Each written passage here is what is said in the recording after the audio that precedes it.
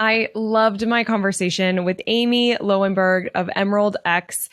You're going to get a ton of resources in this episode. Like Amy gave us so many examples of retailers who are doing some really cool things, who are creating communities that are meaningful, really connecting through their social media, retailers who are creating incredible experiences. She also has a lot of resources that she uses to stay up to date with the ever-changing industry of retail that she shares them on this episode. So if you are driving, walking, running, and you don't have paper and pen, you might want to come back to this episode, but also know that in the show notes, we're going to list all these resources for you too. It's going to be a mecca show notes page with such gold that Amy gave us today. So be ready to be inspired and to just get some really practical ideas on how you can create communities and experiences. I also love how we talked about hybrid approach to business of in-person and online. We talk about it from both the wholesale perspective, where retailers are buying online through these online marketplaces, but also buying at trade shows. And then we talked about it from a retail perspective too, of retailers selling through e-com. It was a great conversation. And I love what Amy said about her thoughts on the future of retail, independent retail, which we talk about at the end of this episode. So listen all the way through because there's so much gold. There's so much resources.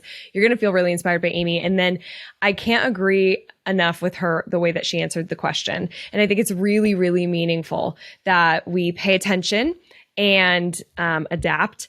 And I would be really curious to hear your feedback on this episode. So leave a review, DM me, tell me what you thought of this episode. It's such a good one. Before we dive in, let me introduce you a little bit more to Amy. Amy considers herself to be a champion of people, product, and for facilitating mutually beneficial and treasured relationships, the true essence of her position of Senior Relations Manager at Emerald X. Her passion for product started when she was a buyer for Kate's Papery, the iconic NYC paper emporium, and developed further in her purchasing role at Blue Tulip and when she fostered the first purchasing program for Housing Works. Whether greeting cards and invitations, housewares, tabletops, or textiles, she was enamored with everything from paper to cement and the impact they made on businesses. Amy's a New York City native, but has lived on both coasts and spent time in the Midwest before eventually returning home to continue her path in this terrific industry. All right, let's dive in to this episode. Welcome to Rooted in Retail, the show that's dedicated to helping independent retailers thrive in today's ever-evolving retail landscape. I'm your host, Crystal Vilkaitis, and I'm thrilled to have you join me weekly as we explore topics that are vital to the success of your store. From marketing to mindset, money to merchandising, sales to leadership, we'll cover it all. Each episode features interviews with industry experts and accomplished retailers who share their real-life insights and actionable advice. Get ready for a great conversation on how to build your dream business with Rooted in Retail. Amy, welcome to Rooted in Retail. I'm so glad you're here. Oh my gosh, thank you for the invitation. It is just a pleasure to be here with you. Yeah, that's going to be a great conversation. So let's start from the beginning because you are deeply rooted in retail. And I want to know how you got started in the retail industry and kind of take us through the evolution of your career in retail. Oh, okay. That is a loaded question with a lot of steps. But basically, I could tell you that I kind of grew up in retail, and the major essence of my career started when I lived in San Francisco. I was there for a good 10 years, and I dove in. I was always in some sort of management position. So I was dealing with managing people and stores, and I was merchandising, and I found that I just got a lot of personal validation from it. I felt really good. I just felt like I was in my environment. I met great people. I gained great mentors and just really began to develop myself there for a good period of time.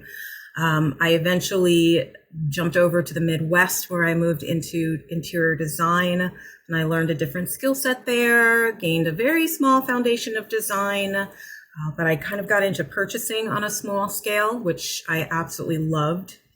From there, I got my footing in like a larger purchasing position again, which I loved, but I'll be really honest with you, I did a very poor job. I did not do very well. But I learned a lot of valuable lessons, and I keep them with me to this day. And then eventually I found my way back to New York, and that's when I started jumping into managing stores again and merchandising. I studied up on my purchasing. I moved into Kate's Papery, which a lot of people may know. It was an iconic New York City art and paper store. There, like I said, I was able to get back into purchasing again. I take that back. I was actually managing stores at that point, and I moved into another company called Blue Tulip, and that's where I was able to jump into my purchasing. I did a significantly better job, I'd like to say. I was one of their paper buyers, where I focused on greeting cards and stationery and small seasonal gifts. Just a really wonderful company with great people. And, unfortunately in 2010, they experienced a little bit of an economy tank. And so we ended up closing all of our locations. And that brought me back to Kate's. But now I was a merchant, and I did some category development for them. And again, I was a paper buyer with a nice focus on greeting cards, which, if you're not picking up, is like one of my loves. Let's see, I also worked with the nonprofit Housing Works, where I developed their first ever purchasing program. And then that basically brought me here to Emerald. And I came here with the experiences, as I like to say, on both sides of the aisles. I run retail locations, I've managed and merchandised them, I've purchased product. I actually had a very small stint where I worked with a British paper company on product development and introducing them to the US. We actually sold at that market. So I really know how most people utilize a trade show. And now I'm the senior relations manager for New York Now. I've been here just under 5 years, and I can truly say that I understand even more about trade shows and markets and our incredible community of brands and buyers and industry talents that utilize them. I do a lot, but I focus on our important buyer programs, our association relationships. I help with program development, ultimately the buyer experience, and I do a lot of relations marketing. I'm a voice for the market, and I love it. Oh, I love it. Okay, yeah, you've got a lot of retail experience. And thank you for taking us through that in just a few minutes. I'm sure it could take a lot longer. There's probably so many stories within all of those things that you've done. But you mentioned Housing Project. Will you take us through what that is? Because I'm sure some people listening don't know what that is, and it's so incredible. Sure. It's actually Housing Works, and it is a nonprofit organization that has a dual focus of helping with homeless and then research for AIDS, HIV and AIDS. And so the company has been around, the organization has been around for a long time, but they have this, the entrepreneurial aspect of it is what fuels their charitable drive to be able to do the work that they do. And so we have, they have several thrift store locations. And, I don't know about you, but being in retail, I am just covered in product, and I'm a shopper galore, and I do like to change things out. So I'm constantly donating my goods. And so that's really the way these thrift stores exist. Are through the kindness of strangers, right? And we're just donating our goods, from our clothes to our homewares and housewares, furnishings. And, there's a certain period of time where donations became a little slimmer. Our economy ebbs and flows, and people hold on to their products and goods a little bit longer, their possessions. And so what we did was we fueled their thrift stores, and I created this purchasing program for them. And we just really focused on off-priced goods. We utilized the relationships I had with all of the brands and the people who I had known and who'd purchased from in the past. And I'd basically clean out their dated goods, and was able to sell them clearly at a thrift store price point, but make a really sharp margin on it. So I may not have been a good buyer when I first started doing it, but I definitely got the skill set. And so we were able to really produce a lot for them. So it's an incredible organization, and I still kind of work remotely aside them today. And, this was some of our gift for life work that we do. Yeah. So thank you for sharing, because I'm new to the organization as well, and was doing some research, and I was like, this is just so incredible that there are resources like that, and very cool your involvement. And of course, we learn things as we go, right? I love that, the honesty of where you started and where you are now, but what a fun role, and building that community and being a part of that community. And speaking of community, when we first connected, we were on a Zoom call, and you said, I'm a fan of product and a champion of people. And I wrote that down. I loved that you wrote that, and that you said that, and you were talking about your love for community building. So I'm curious, what opportunities do you see for independent retailers to build their own communities and really strengthen their relationships with their current customers or new customers? Yeah, no, it's a great question. And I think it expands, outside of independent retailers. I think we can use this as like a life lesson, but let's talk about the community that we love. And let's talk about how we can create and build our businesses and create those relationships that are going to help sustain us through all the ebbs and flows of our world. It's connection. It is purely connection. It's the power of connection. We're all moving in this hybrid world where we need to embrace the channels that further our reach and introduce us to people who we would never have met. I don't consider myself to be an expert in social media by any means, but, I do my thing. My focus is to bring retailers to market and to help connect them with the brands they need to see. So I do work through my own Instagram. It's Amy at New York Now. Actually, it's amy.atnynow. And I'm not just sharing stories of my store visits, but I'm connecting with people, and I'm building those relationships, as well as introducing you to those people. And, if you read my stories, you're going to meet a store owner. Do you think your product is going to work in their store? I've just given you a tour. Are you a retailer and you want to come to market? Have I met you in your store? Can I introduce you to brands who you need to meet and see? Or talk about your store on my Instagram? Like, that's just like a win-win-win for me. So I think there are a lot of people out there doing a really great job. But what I see the common factor for building community is that the owners are on social media and they're letting their personality shine through. I could talk about this forever, but there's a desire to know more about the power of our purchases. This is a really good thing. Who are we helping? How green is the product? Who made it? The impact that it can make, or the impact that I can make with this purchase, So jump onto Instagram and tell a story about your new product, and, and tag. Hopefully you met the brand in New York Now. Tag us. I'm going to see you, because that's what I do. I go in and I see who tags us. I'm going to meet you. But let us know when we can find this product on your table and your front fixture, and just make it personal. Tell us about how you came to create your store, or that you're redoing your front windows.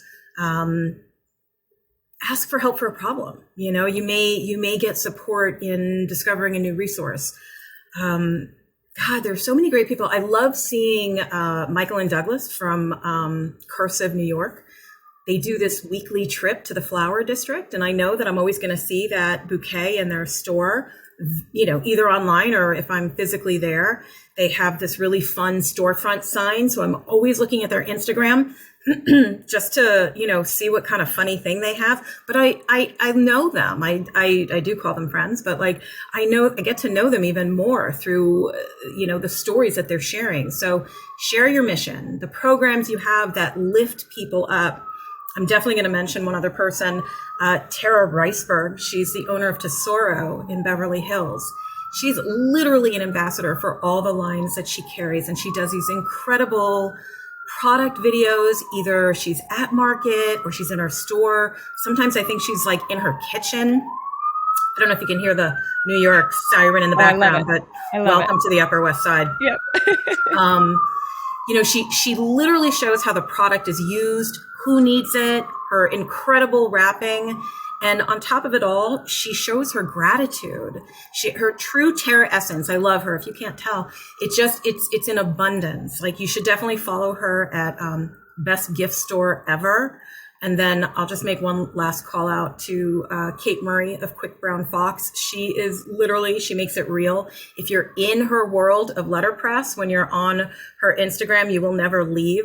So if you're not a paper person, like you will be. And, you know, she is selling her goods at the smaller markets to the New York Now market.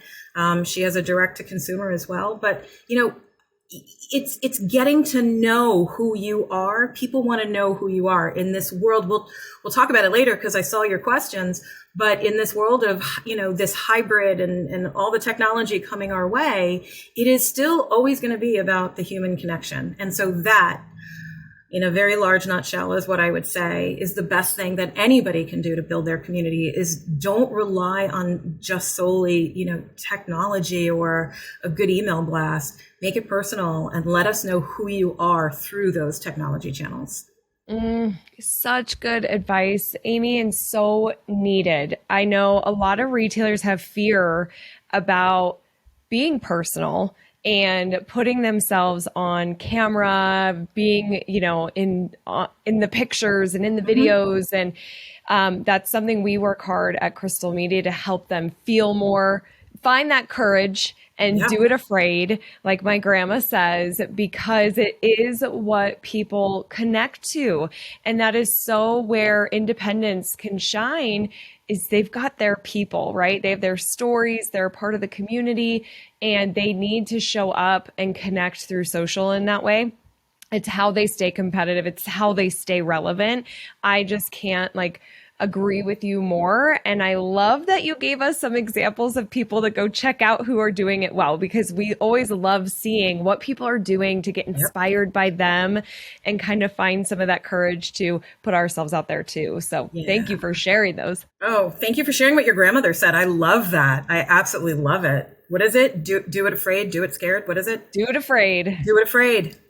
Yep, exactly. That's what we're doing. Now, as we know, you are in New York City. I love hearing the sirens. I love New York City. It is my favorite city. And as part of your job and passion and just probably hobby as well, you visit these stores like you mentioned. I do. So you have probably been to so many stores, and I'm sure all across the country, but I'm curious if you can share a couple of memorable experiences that stood out to you. What stores and what made them so memorable? Sure. Well, you are correct. I go to stores all over the country. No matter where I am, there's a main street, right? And I also like the, you know, off the beaten path stores as well. I mentioned a few, but, you know, it's really about the energy inside that makes it a great experience for me. I think that I am a target customer for many people.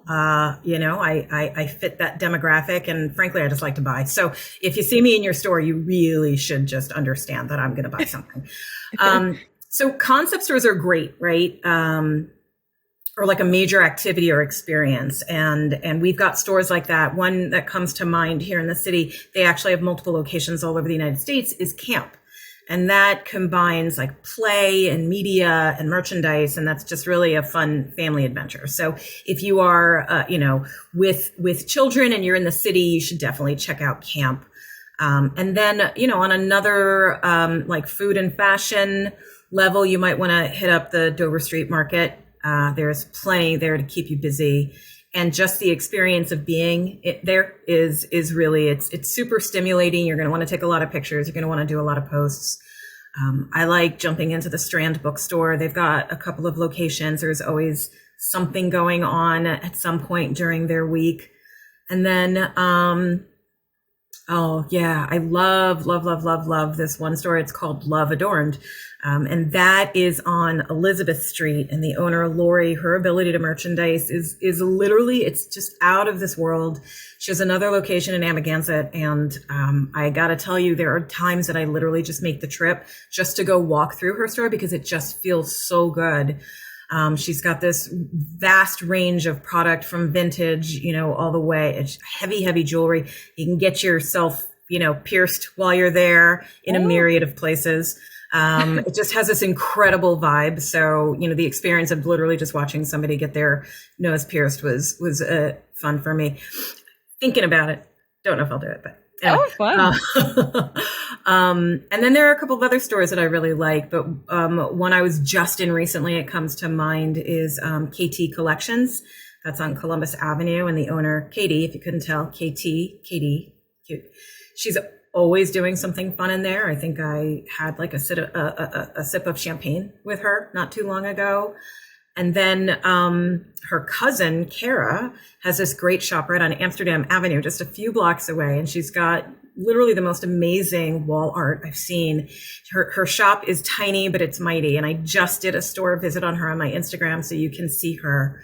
But, honestly, I could probably just go on forever.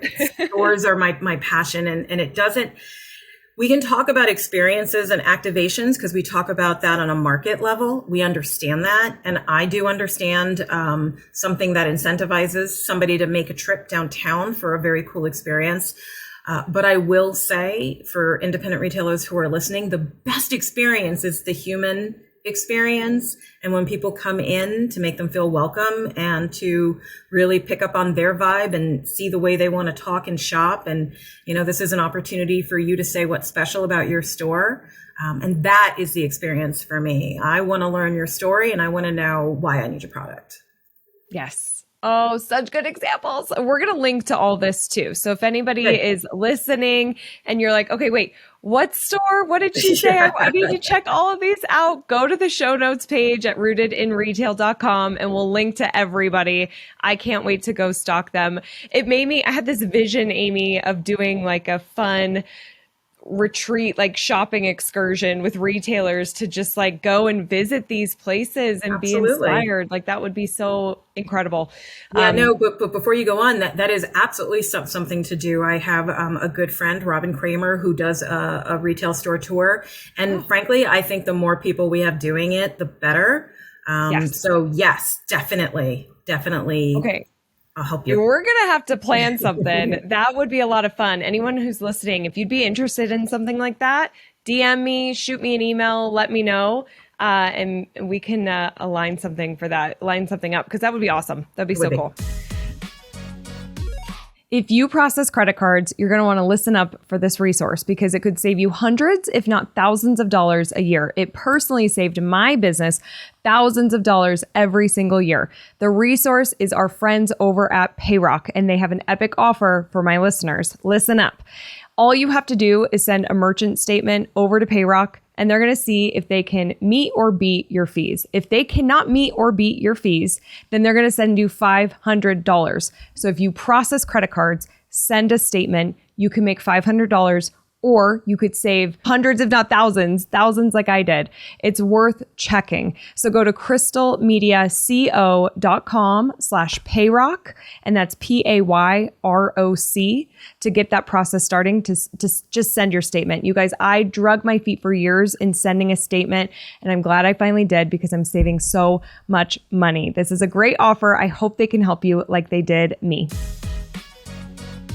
Okay, you mentioned with the experience with trade shows. Now, a lot of our listeners are shopping at trade shows. They are going. We have a lot of gift and home and pet and jewelers, and so there's all sorts of different places that they're buying. What kind of pro tips do you have for retailers that are shopping at the trade shows? I got a lot of pro tips, but I think I don't know. I'll list like my top 20. Okay. Like stop me if I'm going too long. Okay. So yeah, the first thing you need to do is study the market before you attend. I know how busy we all are, but the better you know it, the better you're going to be able to utilize it. So jump on the website. There is always going to be an exhibitor listing. I will tell you about ours at New York Now. We've got defining brand values. So you can literally help to discover the brands you need to meet while you're there. Asian American and Pacific Islander owned, female owned, female founded is actually the way we say it. Ethically produced, Black owned, gives back, sustainable. All these values are really important for you to share, and they're important for your product presentations. So they're going to help you portray your brand. So narrow the field so that you can see them first when you get there. And obviously learn the floor layout. And there's always going to be a map online, so learn the layout. Many times there are new buyer orientations that you can join. There's either a webinar that might be produced prior to market or right there on site. So sign up for them. It may not be the first time you've been to market, but like suppose this is the first time you've come to New York now and you want to understand the way our market works. Sign up for it. I've run them. They are fun. You meet a lot of people with common goals and values. So there's networking being done. You find support buddies that you're making for the first time.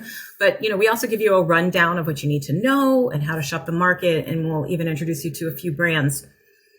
You should know what your product needs are before you arrive. So, have your shopping list. There may be brands that you need to place reorders with, or just products that you need to locate. Sometimes these can be really overstimulating and you never know how you're going to respond to that. So make sure that you've got your marching orders when you walk in, just for help. But you should really be able to tell a vendor about your store, your logistical needs, your shipping dates, invoicing, dating, terms, know your budget. That's a big deal. Know your budget. And as for etiquette, definitely ask before you take a picture. I know that we're all versed to play with our cameras and it's going to happen, but just out of common courtesy, you should ask before you take a picture. And if there's one person in the booth, you should understand that they may need to juggle customers. So be aware of your surroundings. This is the way they're growing their business as well. Definitely provide them with a business card or have a QR code with your contact information and make sure that you get theirs. Keep your notes organized. You definitely don't want to forget what brand you came in contact with or how to reach them. A lot of times you might figure that you're placing your orders in a few weeks or in a few months. You may just want to research somebody you saw because now a year later you want to work with them. And then, I could go on forever, but just really enjoy the market. There are experiences and activations to participate in, like we were talking about before. They can very, very, very definitely post and tag. It's absolutely post and tag. Your brands are going to be incredibly appreciative that you've tagged them, that maybe you're highlighting product that's going to come to your store. By the way, I scan, as I said before, all tags for New York Now. This is a way that I might get to meet you as well. I might reach out and do a store visit. It's just one of the ways that I'm networking. So New York Now and Bulletin, we would love it if you tag all your brands and us while you're at market, as I can speak for any other market listening to this. Any other market center is going to want the same. Totally. These are such good tips. It reminds me of a quote by Dale Carnegie that says, an hour of planning can save 10 hours of doing. And you got to plan like markets. When I first got introduced to markets, I was so overwhelmed because I had no idea such a thing existed. Mm-hmm. And so I was just amazed at that experience and everything that was going on.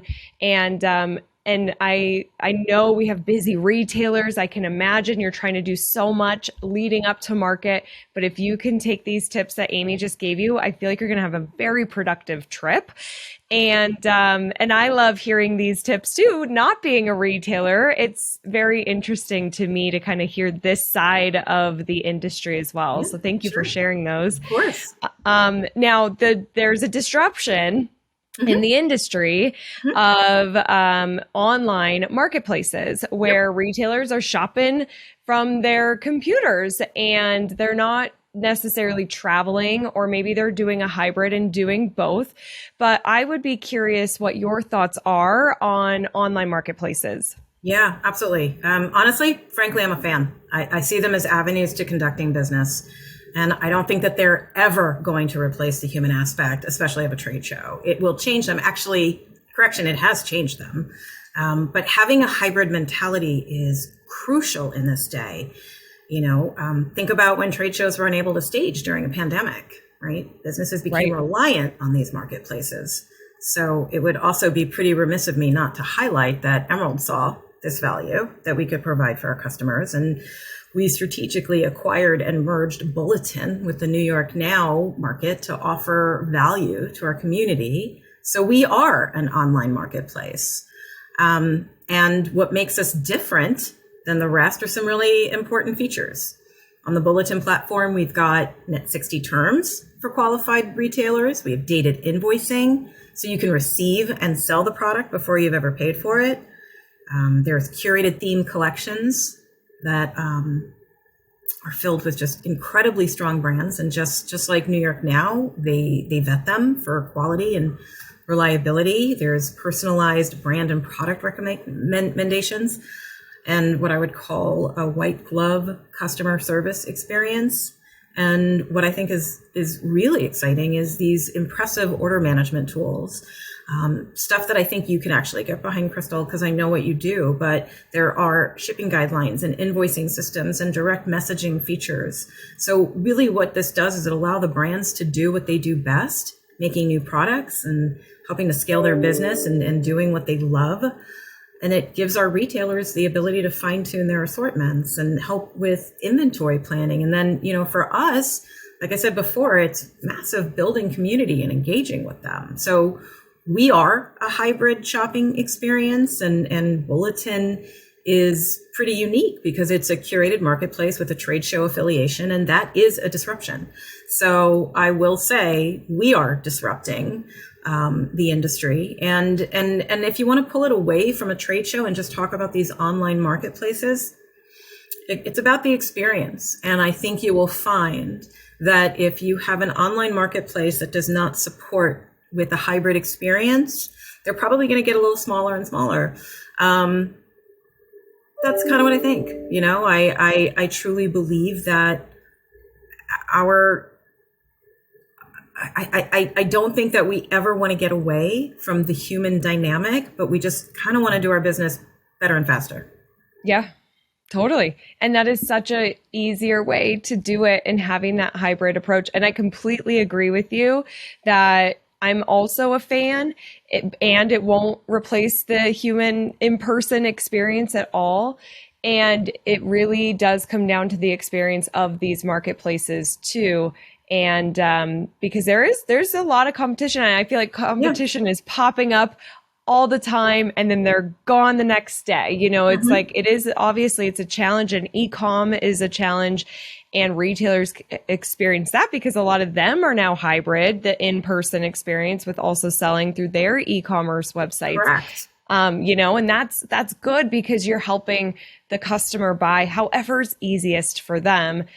You got to do it. You got to do it. Online is not enough. It's impersonal, regardless of our engagement abilities, right? It's transactional. So we need the combination of the two in one. We need the personal and the digital. We need it. Yep. Totally. Yeah. Totally. Love it. Okay. So before we go into our resilience round, you are a products person. I would be curious, a few products that you are, or trends that you are excited for spring and summer. All right. So I definitely put some thought in here because I kind of consider myself a little out of the box. And I was really thinking about how I wanted to answer this question. And the first thing I'll say is I really do enjoy seeing how the fashion trends of last year begins to rain down and we see these themes and colors and size and shapes and patterns and everything represented in products. So I find that incredibly interesting. But I'm really kind of like a kid in a candy shop. I get excited over the items I haven't seen before. I like the new materials being used or differently. So for me, it's not necessarily a specific trend or item or like a theme, mushrooms are sprouting out again all over the place. I love seeing them, but I also really love seeing small businesses. I just saw one at our American Handcrafted Market. It was Layer Up Ceramics, which is a translucent 3D printed porcelain brand with incredibly unique lighting. I'd never seen that before. And I mean, that's what gets me. Or there's this incredibly cool card company that I met at New York Now. They're called the 20th. They've got this vintage nostalgic flair, but with this extremely current day vibe. These cards are just super cool. I don't know how else to say it. And Emma, the owner, is even cooler. And then I like to see the awareness of this more conscious commerce being amplified. Like I said before, like the power of our purchasing is where there are so many great concepts to be brought into your store that your consumer is seeking, like zero waste. There's Earth and Me in Astoria. That's a zero waste company. I mean, have you been into a zero waste company? You should check out Earth and Me, Annie's Blue Ribbon General Store in Brooklyn. She's got a refill station in the back. So it's this diverse selection of brands and and designers that is what excites me. I don't know if I really answered your question, but Oh, you did. Okay, good. Yeah. It's so good. And that made me so excited. I can't wait to check out some of these companies that you referenced too. But man, I feel like, Amy, you have such a creative mind and love for creative, unique, like just interesting products. And I love it. I would so love to walk market with you. I feel like that would be so fun. Okay. That would be so fun. Okay, let's get into our resilience round. These are 6 questions to help our retailers be more resilient. It's a rapid fire. So here we go. Best business book. All right. So again, I'm a bit out of the box here. I really enjoyed Bill Robbins' Reinvent Your Life. I think that when we can create new habits that allow us to look at ourselves from a different perspective, we have the ability to make change that can just really positively impact our lives. It's like how we live, how we eat, how we sleep, how we love, how we accept change, understanding others, communicating differently. This all help our own personal development. And that's literally how we present ourselves professionally. So that's what I just listened to. I'm more of a listener than a reader these days. And I'm about to jump into the Lean Startup, and I'll keep you posted on that. I don't know anything about that one yet. Okay. Yes. Keep me posted. Love it. Love Mel Robbins. Oh my gosh. She's amazing. Yeah. Best retail technology, like an app or software? Okay, I'm sorry, friend. I'm about to go back to the Bulletin platform because I'm learning so much about it. The sophistication and the ease of utilizing this on an everyday basis. Like I'm just completely looking forward for our New York Now community to have like this incredibly robust online experience, both in the market and out of the market. So this is definitely something to know about. Jump on our website. It's just, you're going to find more and more options. And I'm always available to talk about this in a more detailed manner. It is absolutely essential in helping you build your business. So cool. Love it. Okay. How do you keep up with the ever-changing retail landscape? Okay, I do the best I can. I do the best I can. I take advantage of talking to the buyers and the brands directly who I have access to. I ask them what's going on, what they've been dealing with, how are they addressing it, what are their challenges. I read articles I come across, and then I listen to a podcast or two, and then, the news and other industry people. So I basically look at the trusted industry media resources like Gifts and Deck and Home Accents, Hospitality Design. I read articles from Retail Dive to Business of Home and Architectural Digest. And then for podcasts, I definitely listen to my industry friends. We've got Michelle Sherrier, who's got the Retail Whore podcast, and she is phenomenal. We've got Sarah Schwartz of the Paper Fold, and she is one of the, if not the original paper nerd. I used to do a podcast with her. And now you, my sweet friend, I would recommend you as well. I hope to start up my own again and spotlight some of these industry talents. So get ready. Get ready, woman, because you're going to be invited. Oh, I'm so ready. I'm so there. Count me in. I can't wait to listen too. So good. And before I forget, don't forget, there are some great resources like Rethink Retail, NPR, LinkedIn is great. And so just be a resource mutt like me. Just get it from everywhere. And you gave us so many great resources. So I appreciate that. To help, I'm skipping a question. Going back, because retail is ever changing, how do you recharge your batteries?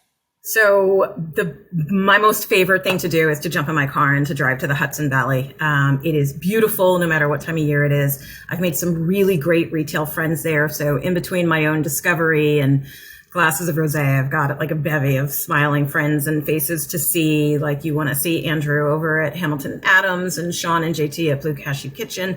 They're in Kingston. There are just some phenomenal locations there, but I also really love finding new areas to explore. So anybody listening who has a shop within 100 miles, I could plan an excursion. So connect with me. Yes, let Amy know. Oh my gosh, that would be so fun. And then let me know because then I want to see all the pictures of the connection. It will be so good. Yes, yes. To help retailers be stronger, rooted in success, what's a buying best practice? Best practice. Okay. Frankly, I'm just going to say be receptive to everything. No matter what you're doing. I think that you can stay true to who you are and what you know and what you love, but be accepting that everything is constantly changing around you, because we know it will. It's always going to evolve, and the human dynamic is constantly changing. So it's the mindset and the practices and abilities are rapidly evolving. So we can look at our experiences to help pave the way to advancements and these new currents in the atmosphere. But if you don't accept them, you will become quieter. Oh, well put. That is powerful and so true. Finally, what do you think the future of independent retail looks like? In my crystal ball. Yeah, that's a great question. I think we have a lot of choices, and I think life is about choices, right? We make hundreds of them a day. I think that we're going to have the benefit of a lot more choices, meaning new methods, technologies, opportunities that are presenting themselves to us at like just a much faster pace. It's hard to keep up with everything. We have deeper relationships with the people and the process and the power. We have to support them in a more conscious way to conduct business that supports that cycle. So I think what we're going to see is a continued creativity and new mindset of how we create and run a business, the development of those products and the manner that we sell them, like I mentioned before. And I think independent retail will become a faster playing field. So we'll continue to see advancements like GPT chat, right? These have all come to light and how they change the game. I'm just reading about this now, how it can help, how it mimics a human response, which to me just continues to push away the human interaction. So how do we embrace this and still remain human? So continue to develop the hybrid experience. That's what I think our choice should be. And that's the direction I think retail is definitely moving in. It's the development of hybrid, that experience. We're not going to go backwards. We're only going to go forwards. Completely agree. And again, well said. And I have something, I really agree with the technology piece of that and the evolution and the choices. I mean, it really is changing rapidly. And I'm going to send you something. And if anybody's interested in this listening, DM me and let me know. But in preparation for our conference Evolve, I have a topic around ChatGPT and AI.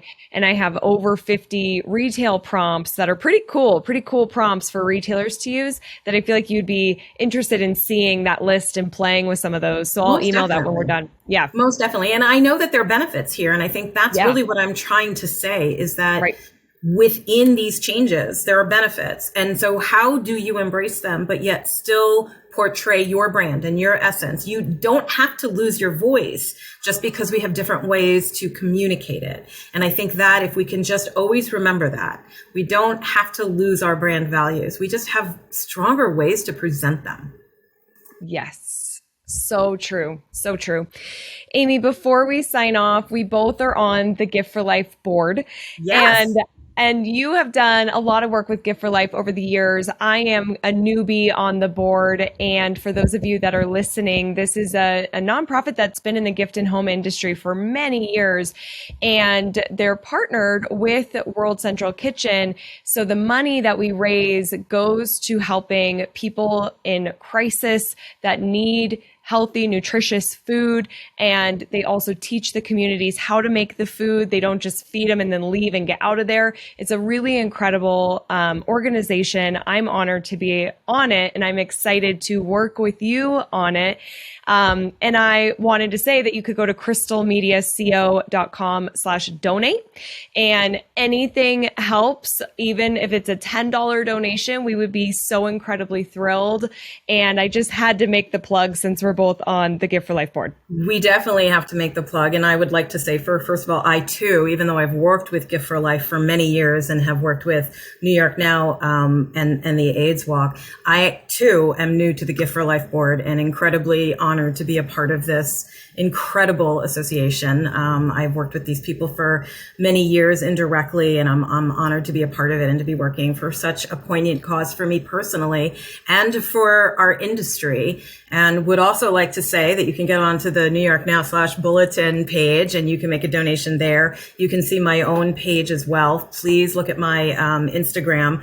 I've got my direct link to donate there. So whether it's through Crystal or whether it's through Amy, it's all going to the same place and it's all vitally important. And so let's be a part of this. Let's all be a part of this. Yes, let's all be a part of this. And Amy, I know you mentioned it earlier. It's Instagram for you are at amy.atnynow, right?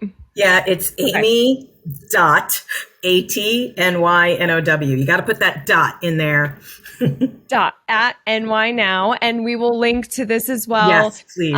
And check out Amy. Follow Amy. I love her content. She will post these inspirational quotes. She's sharing stores. You get to meet new people. Like, she's got really great content there, so you're gonna love following her. Oh, and by the way, you can also take a quick peek into the market. If you haven't been to New York Now before, just scroll back. You will see the market in its entirety. So come be a part of it. Yeah, be a part of it. And then if you're there live this summer or next winter, try to find her, say hi, tag as you're posting and getting the permission for those pictures. Such good tips. Amy, thank you for your time and your knowledge and everything that you shared with my audience. Oh, such a pleasure. Get ready. We're going to turn the tables. I love it. Okay, I'm ready. Thank you, everybody who's listening. Remember, I'm rooting for your success. Have a great week ahead. Bye. Thank you so much for being here. It means the world to me. Don't forget to join the Rise and Shine newsletter, which is social media news you need to know, sent via email every Monday morning. Go to crystalmediaco.com/rise to join. And don't miss the newest episode of Rooted in Retail, which drops every Sunday morning.